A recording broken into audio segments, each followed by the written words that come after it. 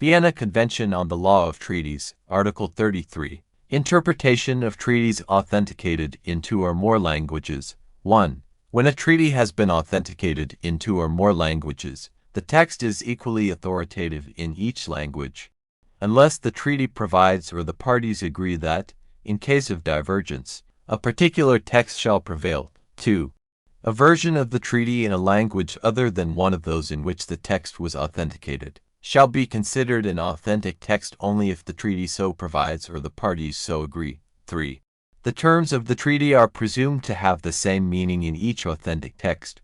4. Except where a particular text prevails in accordance with paragraph 1, when a comparison of the authentic texts discloses a difference of meaning which the application of Articles 31 and 32 does not remove, the meaning which best reconciles the texts, having regard to the object and purpose of the treaty, shall be adopted.